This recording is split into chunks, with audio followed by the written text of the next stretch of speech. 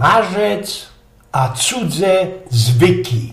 W tym marcu to jest najistość pasownie, bo to i Dzień Kobiet, i taki fajer świętego Patryka, i i fajruje święty Józef. Na ostatek jest jeszcze pierwszy dzień wieczny, chociaż latoś mi się co do tego dnia nie będzie, można i we kalendarzu. No ale jak sam wspomniał tego świętego Patryka, to trzeba by dziewko sam o nim powiedzieć. Są takie miana, które fajruje się na całym świecie. Jest to pewnikiem Mikołaj, Walenty, chociaż od tych blank i ptowatych walentynek festnie nie cierpia, i Patryk. U nas już tystowski więcej się te święto fajruje, bo to i przeblikanie się za byle co, i słepanie piwa, a Irlandczyki też, kierzy krum whisky, i nie jest to fejler, bo to ino szkocko-gorzamia znuje się whisky, mają nie najgorszejsze piwa niż my. Irlandczyki, tak niechaj Poloki są na całym świecie. Godo się, co we tego świętego Patryka, everyone's Irish. Znaczy, wszystkie ludzie są naisto Irlandczyki. Tak jak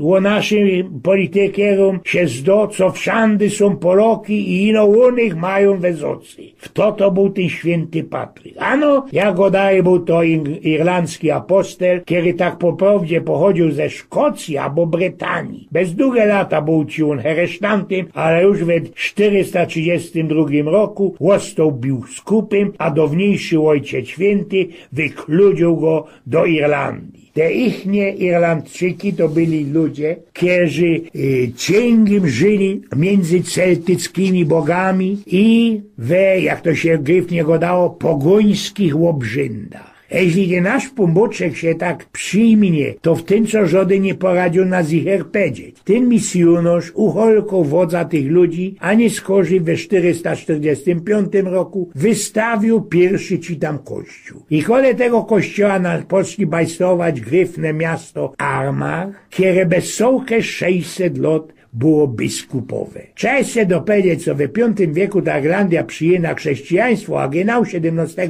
marca napoczęli ludzie fajrować Dzień Świętego Patryka. Od tego też czasu, a można i ziepko nie skorzy, był to gryfny fajer, kiedy bajstlowali takie zielone parady i festelnie słepali jeli zielone piwo. I wiecie, chociaż we Polsce i samunos na Śląsku żaden tego nie miarkował, przeblikają się od jakichś ściporuset lat i u nas jest ten fajer, ludzie schlepią festo ich piwo. Przeblikają się na zielono, bali i kudły, niechaj ten powiertany jeden śpiewok, farbują na zielono i po jednych pieniądzach bali i fresy. Można to i gryfnie, ale kuchnicie ino. My mamy tyle roztomajtych zwyków. A żaden tak naisto nie poradzi ze tego zbajstlować gryfny geszeft, co by insze ludzie ze całej Europy sam dono się przykludzali, co by betki, te moderne euro ostawić. My się poradzimy na fest wadzić,